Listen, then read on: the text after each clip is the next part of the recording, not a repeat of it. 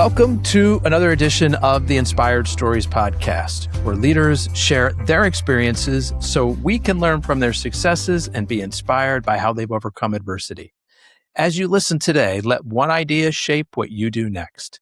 My name is Anthony Codispoti, and today's guest raised over $20 million in scholarships for children in need, built a smart home for a catastrophically wounded veteran, and received the title of Commendatore from the president of Italy. None of that was part of the plan when he left the Marine Corps as a sergeant and went to work at PricewaterhouseCoopers as a young CPA. He took a leap that most people in his position would never have considered. And what happened next took 50 years to fully unfold, and there were moments along the way that would have stopped most people cold. Meet Frank Fusaro, co-founder and president of the Forum Group, a veteran-owned staffing firm he launched in New York City in 1974. The firm now spans 10 practice areas, employs over 100 recruiters, and has placed talent across accounting, legal, IT, healthcare, and beyond for over half a century. Frank has earned 3 awards from the New York State Society of CPAs, including the Lifetime Achievement Award. His story is proof that the discipline you build in one chapter of life has a way of funding every other chapter that follows. But before we get into that good stuff, today's episode is brought to you by my company, Adback Benefits Agency. Listen, if you run a business, you are likely stuck in the cycle of rising insurance premiums. You're paying more, but your team is getting less, and many people can't afford coverage at all. We do things differently. We provide your staffing employees with unlimited access to doctors, therapists, and prescriptions that's always free for them to use. It's even great for temporary and high turnover roles. But here's where you really need to pay attention. Unlike every other employee benefit out there, our program puts more money into your company's bank account. As an example, we recently helped a client increase net profits by $900 per employee per year. Gains like that can change how a business is valued. All right, back to our guest today, the president of the Forum Group, Frank Fusaro. Thanks for making the time to share your story today. Oh, it's a pleasure. Thanks for having me, Anthony. So I want to go back real early on. The year that you were born, your father passed away. Tell us about that. Well, it's not as sad as you might think, in the sense that I think if you lose a parent when you're 10 years old, 12 years old, 15 years old, it's a lot worse. My dad passed when I was about 4 months old. We moved in with my grandmother in a very traditional situation. I had, it was a multi-family building. I had 3 uncles in the building, so I never wanted for parental guidance. But if anyone shaped my life, who was my hero, it was my mother, here, who raised us. Basically, I have a certificate here from Home Relief. This is dated January 11, 1949. This is a grant to my brother and I of $21 each. Actually, I got a penny more because I was younger, but I always said I was worth more.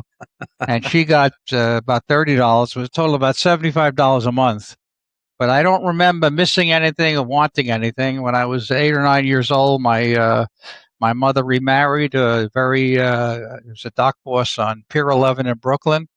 One of the neighborhood guys, and but the most ethical human being you ever met. So he was also a tremendous influence on my life. And, I've been blessed so many times. My only wish in life now is I could start all over. And do it all over again? Absolutely. It's been a joy. It's unbelievable. I went to a Jesuit high school in Brooklyn, 4 trains and a 15-minute walk through Crown Heights, which is a tough thing. It's a tough neighborhood. My brother was a senior when I was a freshman. He was class valedictorian, editor of the yearbook, captain of the baseball team, and student council president. Here I come along, and I graduate at the bottom of my class. And all I got for 4 years, and I love my brother dearly, was "You'll lose, brother." As a matter of fact, years later, I'll tell you a very quick story. Years later, Tom Tizzy was a good dear friend of mine. He was the vice chairman of AIG, and he worked directly for Hank Greenberg, who was my client and who I known pretty well. and he asked me to join the board of the St. Vincent Services, which was formerly St. Vincent's Home for Boys in my old neighborhood in Red Hook, Brooklyn, where my mom threatened to send me every day of my life. So we're at the first board meeting, and the chairman of the board comes up to me at the end of the meeting after they introduced me, says, Fusaro, Lou Fusaro, Brooklyn Prep. I said, yeah, that was my brother. He said, you must have been a D student. I said, I was, but how did you know? He said, well, obviously A, B, and C students wind up working for D students, so you did well. So that was I tell that story a lot when I give my speeches around the country. And that was going to be my question. I have a lot of guests on this show who were top of their class, went to elite universities, and I've got a number of folks who really struggled in school.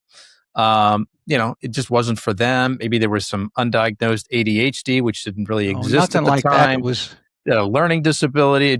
What was your situation, and why do you think that you rose to the level that you have? Well, listen, the reason I did poorly in school, no ADD or whatever. I took 4 trains to high school, and if you're a minute late, you got detention. And I was taking 4 years of Latin, French, theology, et cetera, and I had basically very little interest in it. And it was a great school, but not for me. So that's what led to the next chapter of my life. Before we get to that next chapter, tell me a little bit more about your mother's personality and what you were able to learn from her growing up. Thinking back over the years, she was a rock. She always had a smile on her face. She was even-tempered and even-keeled, and she was just an inspiration. And, when you lose a parent that young, it doesn't affect you as much, because this is what I had. This is where I was, and I always embraced the situation. And I had, as I say, I had three uncles and 3 families, cousins in the building, and so on. So that was my life. And, she made sure that we had everything we needed, and we wanted for nothing. We had nothing, but we wanted for nothing. So that was set the tone for my, you had the most important thing. You had an abundance of family around you. Love, guidance. And so I had an uncle who was a butcher. If we had meat, he would drop off some meat a couple of days a week. Otherwise, it was pasta and, pasta bajol. And, we had the fig tree in the back. And my grandmother, who didn't speak English, so, but Italians are funny. Second generation Italians don't speak English because first generation speaks to their parents in Italian, but they were so hard-bent to assimilate and become Americans. They wanted their children to become American. They wanted their children to speak English. And, I wouldn't trade that for the world. I can relate to many parts of your story there, Frank. But let's go back. So you were at PricewaterhouseCoopers. You served in the Marine Corps. And then in 1974, you co-founded the Forum Group. Kind of quickly walk me through how those pieces fit together. Well, it started, I graduated high school, again, at the bottom of my class at just turning 17. And I joined the Marine Corps, and that was a real turning point in my life. Why? And excuse me? Why was that a big turning point for you? Well, the Marine Corps has a way of giving you confidence, and that's what I lacked. You go through school and you be at the bottom of the class struggling, just getting by and so on and so forth, and you have a bright, shining light ahead of you. My brother, who I love dearly, you lack confidence. And what the Marine Corps did more than anything, and I had a very ordinary service. I joined at the beginning of in 1964, first combat troops in Vietnam. I had a very ordinary term with the Marine Corps. I never went to Vietnam. Most of the guys, I went to the Air Wing. I was a crew chief in a helicopter squadron, and most of my original platoon at Parris Island, they all went. Some came back, some didn't, but nobody came back the way they. So I think of them a lot. Forgive me. No. So it's that okay. shaped my life, and when I went to St. John's, and I did pretty well at St. John's, and knocked off the CPA exam 1, 2, 3. Went to Price Waterhouse, And while at Price Waterhouse, I was actually hired by a client of mine. It was a very difficult audit we were doing. I was very at a very adversarial position with the company, with my client, because we were engaged by their parent company, and the president of my client had sold his company to, it was the old Seaberg jukebox people in Chicago. They were the Price Waterhouse client who engaged us to work for a company, Inland Dynatronics. So it was a very adversarial situation because his primary compensation, the president, in selling the company was growing the company. So every dollar was very, very material. So at any rate, after a year or so on the audit, they asked me to join them, and I was supposed to help be the assistant controller, but also help the national sales manager. 6 months later, the national sales manager leaves, and I become national sales manager. And I loved the job. And we were selling car radios and stereos and so on. And I opened up the military. So we were selling our equipment all over the United States and all over the world, actually, because the ship stores afloat and so on. I sold the Army, and then the Navy, and the Marine Corps. We sold the Air Force. I opened up a couple other major companies and started a program where I found a guy that could replicate the nose pieces of a radio, and we could sell radios to new car dealers, and they could install them, and they would, be the same as an original equipment thing. So that was very successful. So at any rate, I made a lot of money. So, but traveling 80% of the time.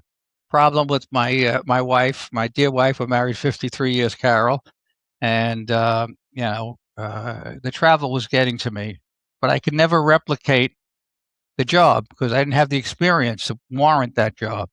At any rate, to make a long story short, I had been with Price Waterhouse with a peer of mine, Steve Goldstein, and he and another fellow, Mark Gilbert, wanted to start a business, and they called me and they asked my advice and so on. And then eventually they asked me to join them. So the three of us started the firm, and not having any experience in the staffing firm, I said I'll take responsibility for the public accounting profession. And I immediately joined the New York State Society of CPAs, got very active with them, got very active, went out and met with every client face to face. And as it turns out, luck has a lot to do with it because there's no such thing as a self-made man. My clients were wonderful. And after about a year, I formed a group of human resource professionals at all of the big 8 firms in those days, and 2 of the national firms, Seidman and Grant Thornton. So I had 10 firms, and I said, listen, you guys, you fight for entry-level students as your employees, and your companies fight for clients. But other than that, you have all common problems. So why don't we get together? And I put together this group, and there were 11 of us, the top guys in the HR world of public accounting. And from that, I developed the most incredible relationships with the firms. In those days, turnover was a major problem with them. And I started, it says, okay, guys, give me all your entry-level hirings, male, female, graduate, undergraduate, and got reported back to them. This is the total number and so on, and this is your individual number. And every year I said, again, give me your entry-level class and who left from the prior years. And after about 12, 15 years, I could tell them how many people they lose to the head. It was so consistent. And the biggest problem was turnover. So I said, okay, if there's turnover is the problem, let's look at that. And I started a study at the State Society of Turnover in Public Accounting, did a survey, got the results of the survey, and basically what it said was the students, the employees, the young employees were relatively happy with a lot of the issues, but the benefit issue was big with them, and compensation issue was bigger than them, because any 2-year person could go to work at J.P. Morgan Chase and get a big raise. I said, but that's not in their best interest. And the problem with public accounting is they take a 22, 23-year-old person and said that the goal is partnership. But who's going to make partner? 2 out of 100. So that's not an incentive. I said, but the real incentive should be we make manager, because public accounting gives you great experience, and leave at the manager level. And if you believe that, then you have to find a way to support it. And we found a way to support it, both in terms of the job you got when you left it as a 2-year person versus the job you got when leaving as a 6 or 7-year person. And that thing became the genesis of a program I did. I was invited. I call it the chicken and the hound in the chicken coop. I would go in and I would have 100 first and second year people at Price Waterhouse and Deloitte and all the firms who loved this thing, and I would tell them, look, and I told it to senior partners in the firm. I said, you give me 100 kids, there are 30 on the left that you can't keep no matter what, and there are 30 on the right that you can't lose. I talked to the 60 in the middle, or 20 on 20. I talked to the ones in the middle, the ones that are out looking for a job and are thinking about staying. And it was amazing. And then they used to send me people who quit and went in and quit, and I would turn them around, and they loved that. And all their partners, work with us, and they would recommend us to their clients, and that was a great start for the firm. So I want to recap because we just covered a ton of ground there. I know. First of all, before we get too far, I want to thank you for your service and appreciate you talking about some of your friends that didn't come back the same way. I know, that it's clear that they're still with you in your heart. Also want to give credit to the Marines for building up your confidence, right? And I think probably puts you in a good position to succeed at sales when those opportunities eventually opened up. Okay, so, you were approached by some friends, hey, want to start a business. You didn't have any experience in the staffing business that they wanted to start here. So you're like, hey, I know the public accounting side of things. And you came up with this idea of, let me go out to these competing firms, talk to all their HR folks, and form kind of a networking support group. Is that like a good way to describe it? Okay. And a big part of what you were able to do is to help them see, yes, you guys compete for these resources and those resources, but there's a lot that we can share and learn together.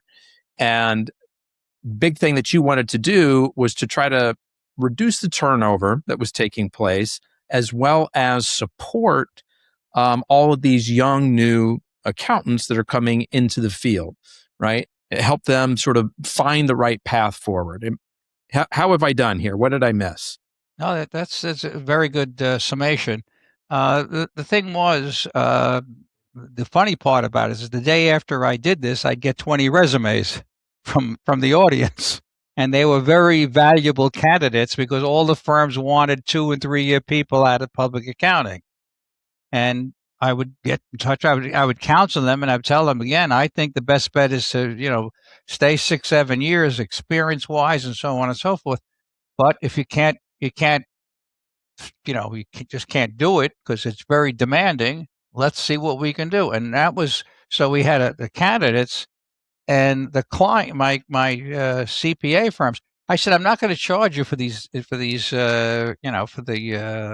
presentations, nor for turning a kid around. I would turn 1 out of 3 kids that quit and and accepted an offer. I would turn them around, and by explaining again, this and this and this.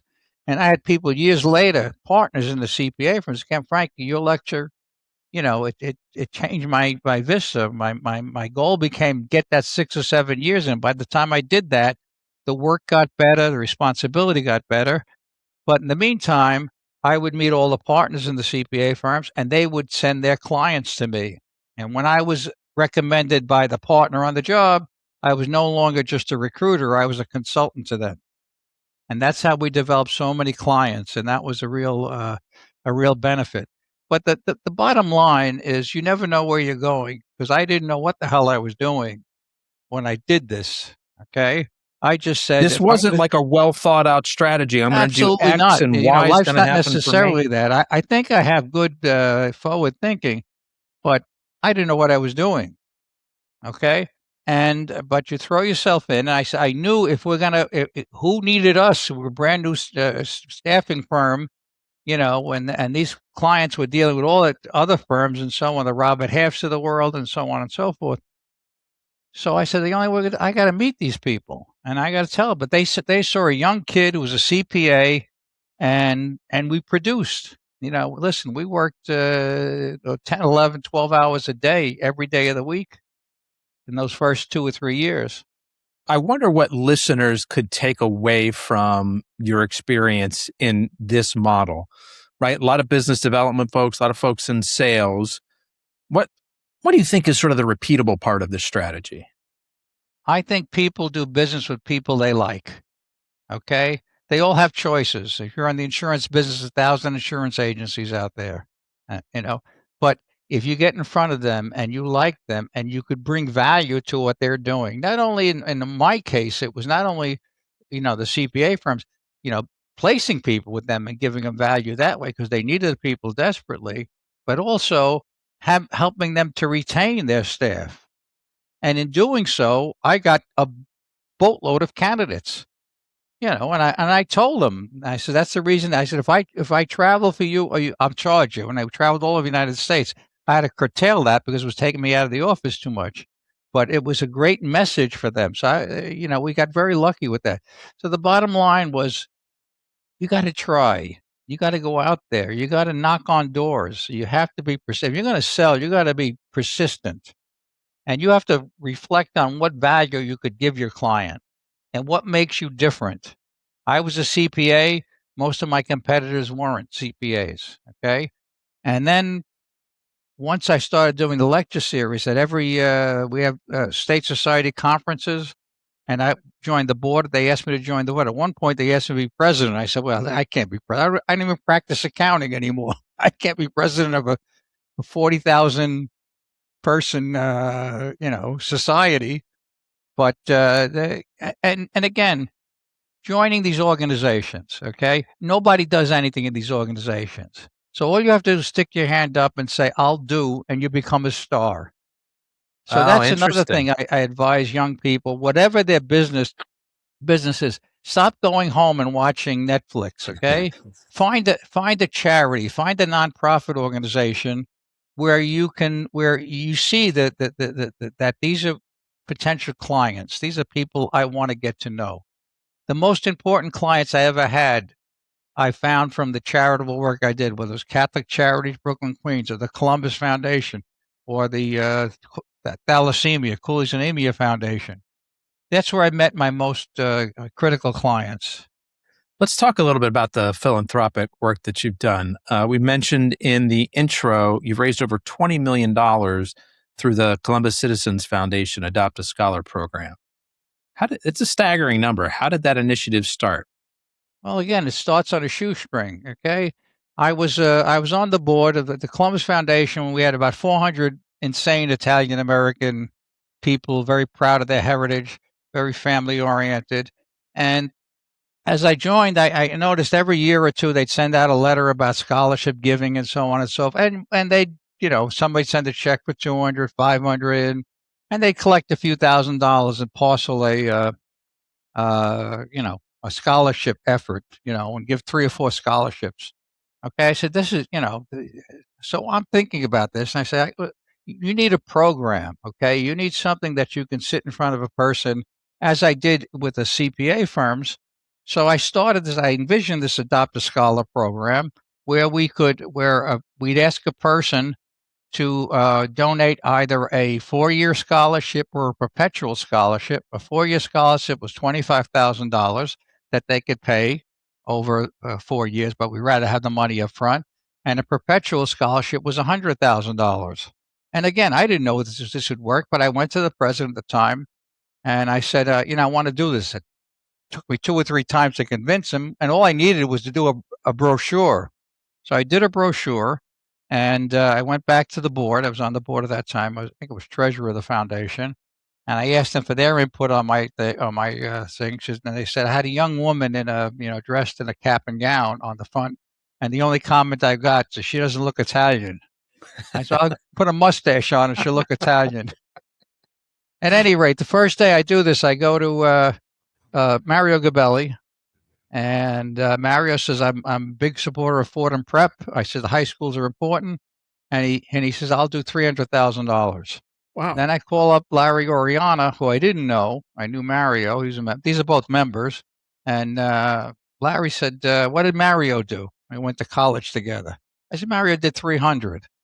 And he says, "Okay." I can hear him. I can hear the wheels turn. Okay, we'll do 300.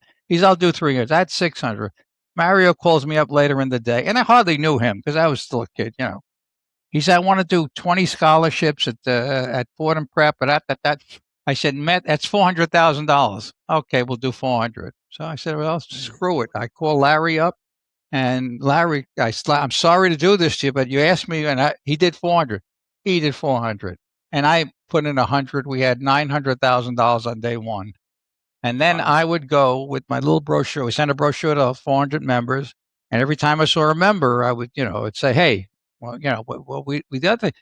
See, you could name the scholarship in the name of a loved one. The Italians are very big in that, honoring their parents and grandparents. You could pick the school, you could pick the major. You just can't pick the student because I know they'd be sending their nephews, Right. So we had a separate committee to do the vetting for the students and so on. We publicized that, and it just took off. I put a big plaque up in the foundation right off the bar, with the names, okay, both the annual and the perpetual. And I would tell the person, 100,000 a lot of money. I said, but you're in the 50% tax bracket. It's going to force you $50,000, and then you're going to give me appreciated stock.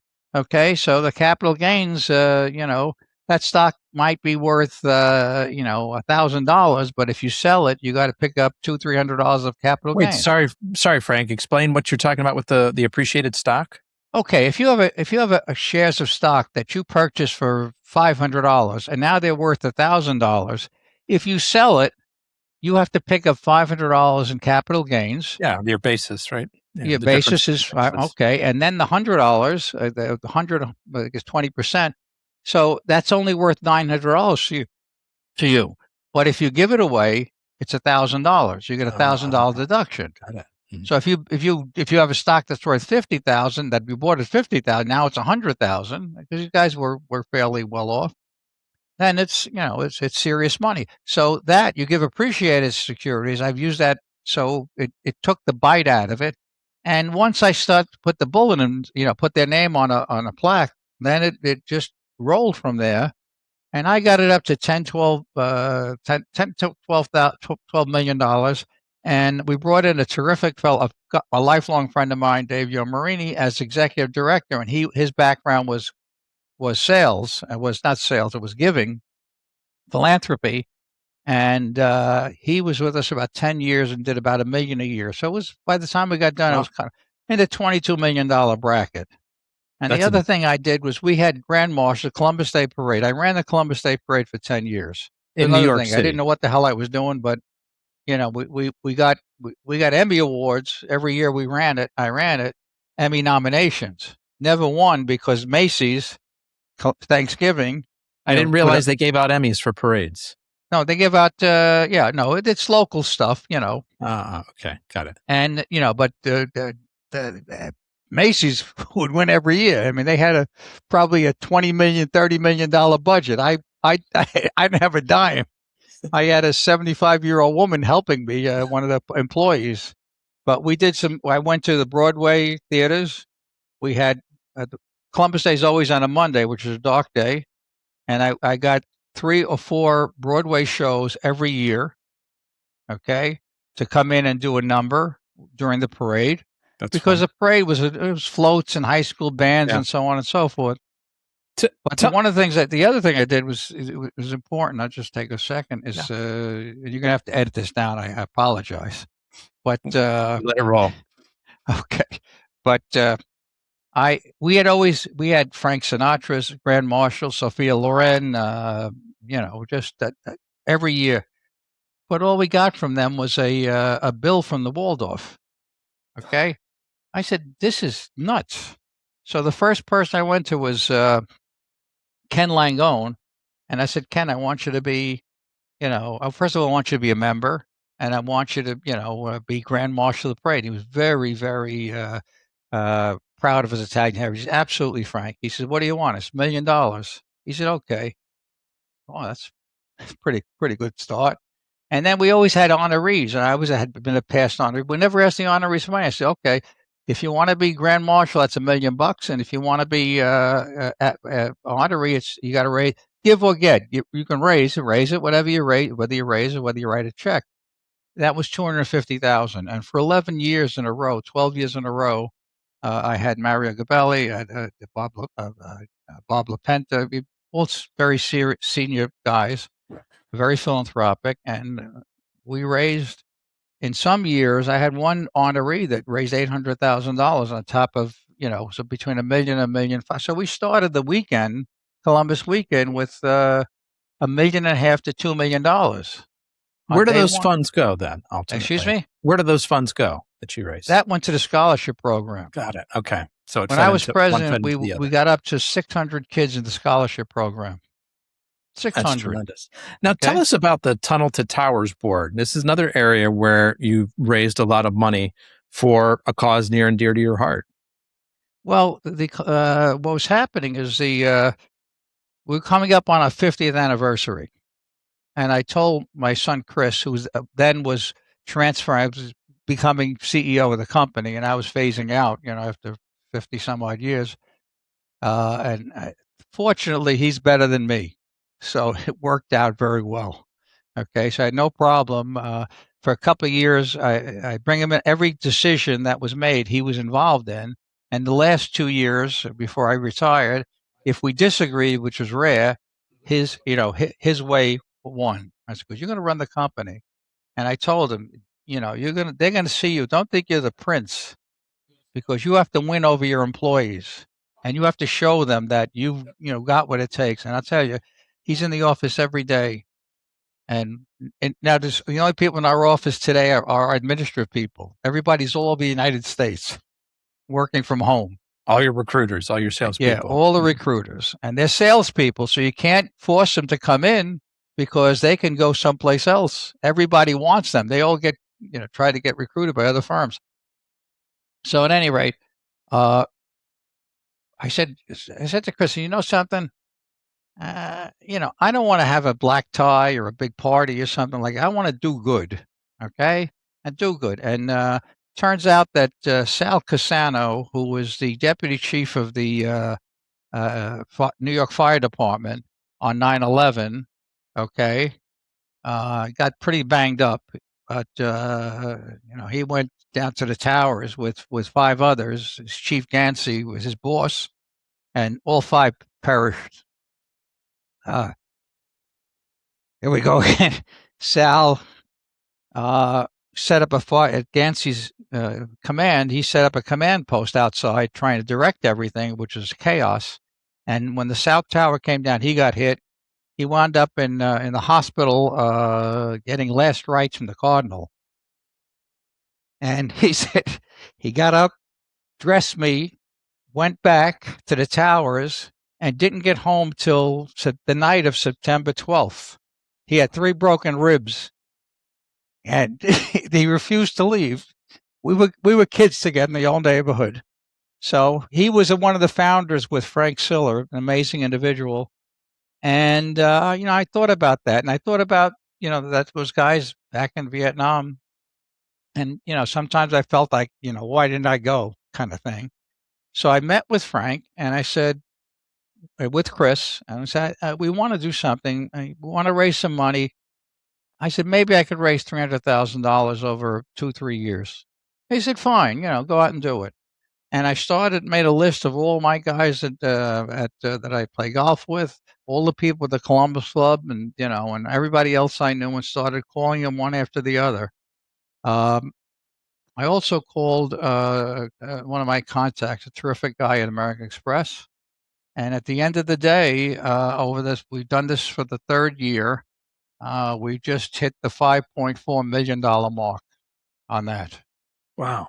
Yeah, I got American Express, put a couple of million in, and How'd you get Amex to pony up so much cash? a dear friend of mine's a CEO.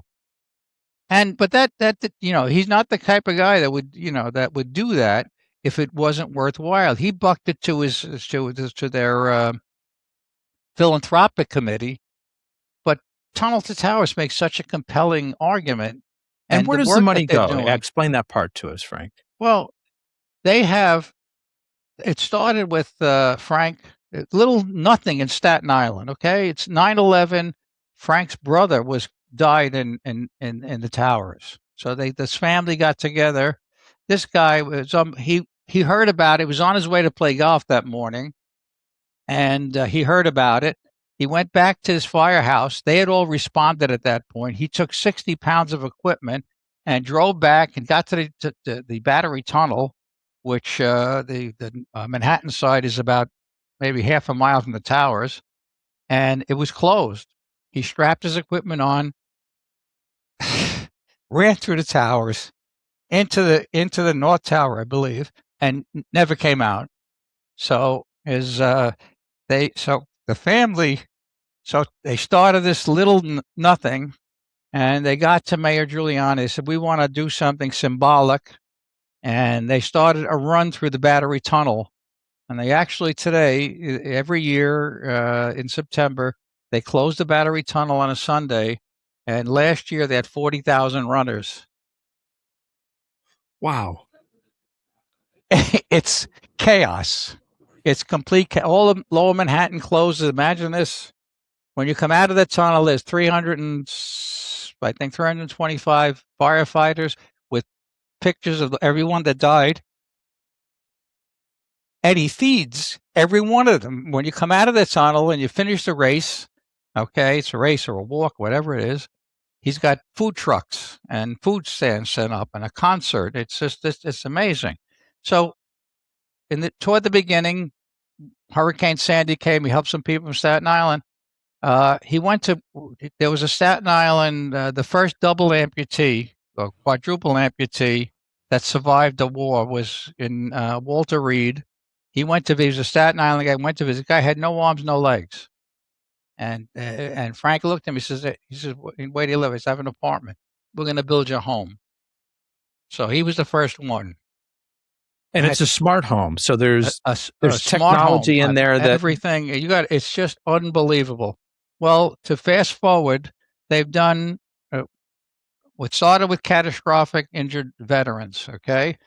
And from there, he looked at with two New York City patrolmen that were sitting in a car that got murdered, by a radical.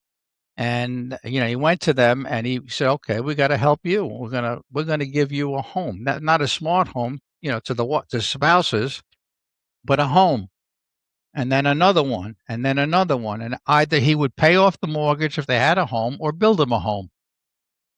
Well, they've gotten over 2,000 of these either homes or paid off the mortgage, and he's made a pledge to pay off the mortgage or build a house for every first responder that dies in the line of duty, whether cop, firefighter, EMS, plus the catastrophically injured veterans. Those are the Gold Star people. In all of New York City. In all of the United States. They've done over 2,000 of these. And thankfully, there haven't been too many catastrophic injured, veterans. Okay, so he's got these programs running. And he said, veteran homelessness is a plague. They estimate over 50,000 vets on the streets. And I walked past them. I was walking river to river and side to side in Manhattan. They became invisible. People would see them, they'd be there in the wintertime piled with, blankets or whatever. They'd have a shopping cart with their worldly possessions next to them. And nobody gave them a second look. It was like they melded into the woodwork. He said, this can't be. He said, we're going to take them off the streets. And as of this year, he's taken 17,500 vets off the streets. and 8,500 children that were living on the streets with those vets. Oh my God. He's built, someone years ago gave him a big piece of property in the Orlando, Tampa area. He built a do-good village. I don't know if you've ever seen the ads, but he built a do-good village. It'll be 100 homes. He's got about 40 homes built, and just opened a 30,000 square foot a reception center, and swimming pools, basketball courts, reading rooms, and so on. How have I never the heard of vets he's this? taken off the street. He's got a social worker, an employee that's in touch with that person. You just can't take him off the street and put him into a home, because they need psychiatric help. They need he goes to the VA on their behalf and gets the VA to contribute, and so on. So Frank, how do we find out more information? People want to participate, want to learn more, want to donate. T2T.org. T2T.org. Tunnel to Towers Foundation. So he started this $11 a month. He's got about 80,000 people paying at least 11. Some pay 20, some 25. This year, Tunnel to Towers will do 500. They list 2025, the gross revenue is $500 million. And 93% of the money that they raise goes directly to the programs. Now you got the veteran homeless program, the catastrophically injured, first responders. Okay. So this is the 25th anniversary of 9/11 and the 25th anniversary, naturally, of the foundation. So he brought 5,300 of the families of either catastrophic injured veterans, or this is just last week, and we went up to Orlando, flew them into Orlando, took over Universal Studios at the theme park for a day. Okay, it was open to the public up until 7 p.m. and then from 7 to 10, it was exclusively for Tunnel to Towers. All the children. I never saw so many wounded veterans. It was just unbelievable. He has a concert the next day at a big picnic area. Feeds 5,300 people, and then he announces every child who goes to college, he will do a full 4-year scholarship for every one of these kids. Now I'm with, and take this guy's name. I'm with Ivan Castro, Castro. He's the guy. He was the first one that we built the smart home for. Now we have two others. I have a veteran in New Mexico that's got 6 kids, and I'm waiting for another one. So we'll do 3 homes, and we'll do $3 million. That's about $2.5 million, and the other $3 million right now are going to veteran homeless. He's building. He's got 2 large hotels that he's completely gutted and refurbished. It's just amazing. They're gorgeous, and the smart homes are gorgeous. You got to see them. And Frank, all the funding comes from people donating money. Absolutely, he's on. They do, what do you call it? They do ads all over the place. Anyway, Ivan Castro. He's the first one they gave me. He started as a private in the Army, made first sergeant, went to officer candidate school, got his degree. He's on a rooftop in Yusufa in Afghanistan, and he's on a rooftop, which he's a captain at this point. He shouldn't be on a rooftop, but he was a sniper. He was a Green Beret. This guy was all everything. He gets hit with a mortar shell. 2 of his men die. He's next to death. He wakes up in the hospital like 20 days later. He's in a coma, and he's got shrapnel on his body from head to toe, broken ribs. It's amazing. You could see on my Facebook page an interview between he and I, and he's totally blind. Okay, will never see again. One of his eyes got blown out.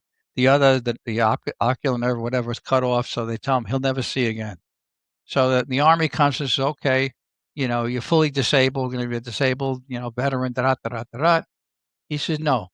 He says, I want to continue to serve. He says, you can't. We don't have blind officers in the Army. But since he was special forces and so on and so forth, he bucked his request up to an admiral who runs all the special ops for the Marine Corps and the Army, Navy, and so on and so forth. And this guy came to the hospital and said, we're not gonna discharge you. You want to serve? We'll serve. He served 14 years as the only blind officer in the Army, made major and retired. While he's in the hospital and he's fighting them to stay in the Army, he hears about the Marine Corps Foundation marathon. He runs the marathon blind. He's since run about 80 marathons, a couple of double marathons. He climbed Mount Kilimanjaro. He trekked across from Canada to Mexico on the Pacific Coast Trail, blind. He ran with the Bulls in Pamplona. He went to the South Pole with Prince Harry in the Invicta Games. He's spoken all, and he read. I don't have the book here. I should have brought it in. He wrote a book, Fighting Blind, amazing book. Ivan Castro. And I told him that you gave, and you once you get attached to these things, you can't separate yourself from them. So we're doing this, and I'm getting $500, $1,000, $5,000 from friends, and so on. And American Express stepped up and did $2 million. And this past year, I got 2 people. One wanted to be anonymous, gave me $1 million out of nowhere. Okay, that person will have the person in New Mexico, and the other person. And by the way, I sat down with him. He's an Italian. And I went to Bayonne, New Jersey to meet his mother and the family, and I had a box of cookies with me. And he said, I'm going to do $1 million. And he said, but I also wanted something for education. That's Columbus. So we got $200,000 from the Columbus Club. It's just unbelievable. I went to meet him for the first time because I didn't really know him. And he gives me an address. I'm in front of the Bayonne Country Club. Okay, a beautiful golf course, private country club. And I call him. I said, I'm in front of this country club, but you must have given me the wrong address. In the book was the wrong address. He says, we built that. We own that. He says, I'll come get you. I'm 5 minutes away. He says, so the guy, amazing Frank, individual. What I'm taking away from this is that in spite of all the nonsense and the noise and the mess that goes on in the world, there are a lot of good people doing really good work, and I count you among them. So thank you for all of that. This country is the most philanthropic country. We have Navy ships, hospital ships all over the third world countries. People don't understand that. People don't see that. Americans are the most philanthropic people on the face of the earth. And all you got to do is ask. Love it. I want to give some time to talk more about the Forum Group today. Can you tell me, who do you guys work with? What problems are you solving for them? What makes a client a good fit for you guys? Well, listen, it starts with hiring good people and keeping them. Our most senior employee has been with me 47 years. We have probably 6 or 7, 8 people that have been with me 20, 25, 30 years. Okay, a bunch of new people. And this is a business with a lot of turnover. A lot of people think they can sell. They come in and they can't sell, and they wind up leaving, and so on and so forth. So you have to have to be a good leader.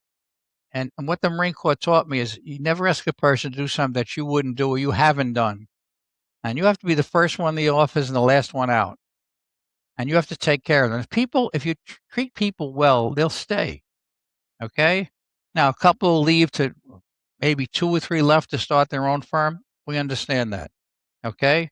A lot went through. I mean, you look at a Robert Half, they go through people like, unbelievable. But what does it look like for you to take care of your people? What are you guys doing differently that other staffing firms miss? Well, when I can't say we're paying them fairly, number one. We're giving them decent working conditions. Well, now that most of them working from home, but they know they have an anchor with us. Okay? I never took $1 out of the business that I didn't need to live. Okay? We have, in addition to the permanent staff, between temporaries and payrollees, where we companies come to us to payroll their temporary employees that they bring on themselves, we probably have another 400 people out there that have to be paid every week. Okay. So you're also supporting them. Okay. In other words, when I was getting the job orders from my public accounting firms and their clients, I would dole them out to my people. Okay. And, okay, here's a controllership at this company, here's a tax manager at that company, is this. And they appreciated that. So at the end of the year, if they produced X number of dollars, I could show them that, well, 3 or 4 of those placements came directly from your association with Forum, the reputation that we have, okay, the way we treat people. And I insisted. We had a guarantee on a person. And if it went over the guarantee period, okay, reasonably, it wasn't a year or later, I write a check. And if it was within the guarantee period, you write a check. You kind of make, try and make lemonade, as they say, out of the lemons. Person didn't work out. What can I do for you? In public accounting, I would go bend over backwards for them in that regard. And it always came back to me, just like the public service always comes back to you. I met a dear friend, and he's since passed, John Farrell, was the head of the human resource head for all of J.P. Morgan Chase. He was on the executive committee. He's one of the top 5 people in J.P. Morgan Chase. We became dear friends. We're Catholic Charities. I sat next to him. We became friends, and so on. I had the run of J.P. Morgan Chase for 10, 15 years, okay? He would always say, take care of my boys, okay, meaning me and a couple other vendors that he had. And we had a producer, and we did produce for him. Jamie Dimon came in, and he wiped everybody out. Start all over again, So it's been a terrific run, and I sometimes I pinch myself as I can't believe I've been this fortunate, this lucky in life. It's just amazing. But you got to attack things. You got to try, and we failed at a lot of things. Okay. And the other thing is that some people think that, wow, look at me. I'm worth X number of dollars. I got a business. Hey, pal, you better thank God because you were lucky. Okay.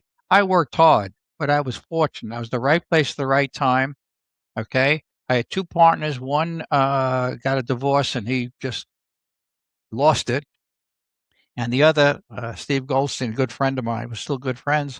He lost a son in a boating accident and he wanted to retire. That was 20 years ago. He had enough, accumulated to retire. He's been hitting golf balls in Delray, Florida for the last 20 years.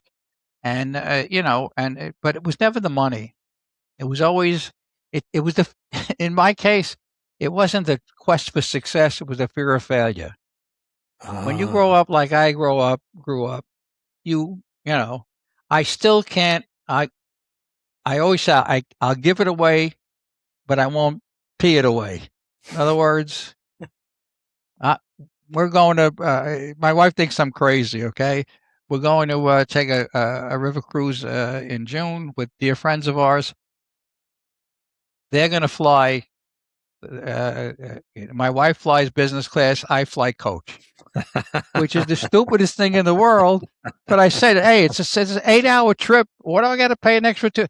But I give 10 times, 100 times that away to charities. But that's just me. I'm nuts. Okay. People say, I said, look, I got, what do I get? I got a reclining seat in first class, business class, big deal. I said, I'll sit in the back, leave me alone. And I laugh so hard there because I think there's something in the old school Italian mentality. Listen, I hear you tell those stories, and I'm like, that's my mother never bought anything that wasn't on sale. Yeah, wasn't 30% off. We'd go to the pastries we had were always from the 2-day-old cake store. Okay, all my clothes are bought. They were all off the piers. Okay. At a vegetable store across the street, that guy sold 2 apples a year, but everybody in the neighborhood wore the same raincoat, the same hat, the same shoe. Whatever they stole from the piers was what people wore. Frank, what does the future of the Forum Group look like? Where's it going? Well, my son is doing a great job with it. We now have offices in Connecticut, a major office in Connecticut or New York, and we have small offices in Portland and Boston, New Jersey, and we're building it that way. I just want to see the business continue to grow. I mean, I've seen births, house purchases. I've seen people go on to be very, very successful. It's just, I mean, you start a business to make a living. We had a fabulous living on that. But beyond that, you look at the people and you look at what you've created, and that gives me a tremendous feeling, as it does to see what Tunnel to Towers has done with the Columbus. How many kids have we educated? 400 or 500. Now it's about 500 a year in our program. So, it's a blessing, and so that's what motivates me. And I say, I only wish I could do it all over again. You've had so much fun, you just want to hit repeat. Yeah, like I said, I've been married for 53 years. Italians don't divorce. I don't know. All our friends are still married, long-term marriages. My wife, Carol. Frank, go ahead, Frank. Last thought there. I'll give a shout out to my 7 grandchildren: Isabella, Gianna, Sophia, Frankie, Francesca, and Alex, and Michael, and Annabella. I'm blessed. I've been working with the Thalassemia Foundation too, and I've been running an event for them for 20, 25 years, kind of backing off now because I'm spending a lot of time with Tunnel to Towers. But I was honored by them 25 to 30 years ago, and they put a little baby in my arms. And they told me she's a life expectancy. Maybe she'll be 10 years old when she passes. And she needed transfusions every month. They'd go for a full, half their transfuse or half their body. And I was supposed to be one and done. I had done nothing for this foundation. They knew me. I had 2 friends, members of Columbus Foundation, that were affected by this. One lost 2 daughters, and the other lost a brother. And so I said, okay, I was 2 honorees, 3 honorees. As a matter of fact, Rudy Giuliani was one, and another friend of mine from the Columbus Foundation. And our job was to fill the plaza. Thankfully, it's only 400 people in the plaza. We did it, and it was over. But they put that kid in my arms. She's now a nurse. And you see this, and she's got 2 children. And but yet we had a planning meeting a couple of years ago. We had a beautiful little baby. Parents came in. They had the baby. They had full-blown thalassemia. And it's big in the Italian community. But you know how they had big families years ago when, 3 died? It was thalassemia, which is a blood disorder in the sickle cell anemia family. At any rate, 3. So we had this little baby, and the family had the baby because now they can test in vitro, so they knew ahead of time. They came to the foundation, small foundation. It's a orphan disease now. It's not that many people have. It's big in China, believe it or not, and that's what a lot of Chinese babies that are adopted. They don't want to handle them. They have this thalassemia. So, make a long story short, this baby, beautiful baby, she came to our event that year, and 2 months later, she passed. So, what do you do? How do you walk away from that? How do you walk away from that? And, so that, and then we've been, raising money for them for you. All I do now is one event a year. Started the Columbus Club, then went to the Grand Havana Room. But one honoree decided to bring his wife, and that was the end of it. We had to get out of the Grand Havana Room because they couldn't stand the smoke.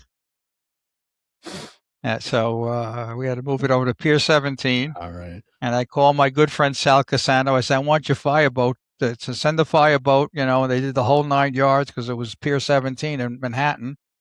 And we had the fireboat. It was nice. With all so many good stories. Frank Fusaro from the Forum Group. I want to be the first to thank you for sharing both your time and your story with us today. I really appreciate it. And I want to apologize for telling all these stories.